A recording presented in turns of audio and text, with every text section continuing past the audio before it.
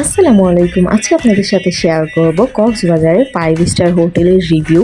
তো আমরা এবার কক্সবাজারে যেয়ে রামাদা হোটেলে ছিলাম। এটা কক্সবাজারের 5 স্টার হোটেলের ভিতরে একটা। এটা একটা ইন্টারন্যাশনাল হোটেল, বিভিন্ন দেশেই এটার একটা ব্রাঞ্চ আছে।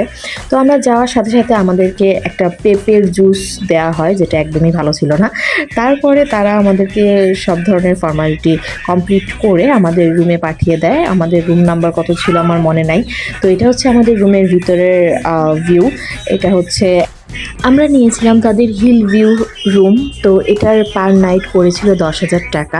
আর যদি আমরা সি ভিউ রুম নিতাম তাহলে মিনিমাম 15 থেকে 20,000 টাকা আমাদের খরচ হতো। এই জন্য ভাবলাম এক রাতের জন্য আমরা এটাই চুজ করি।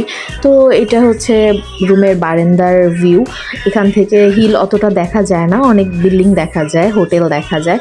তো আজকে এই পর্যন্তই, দেখা হবে নেক্সট ভিডিওতে। ততদিনের জন্য আল্লাহ হাফেজ।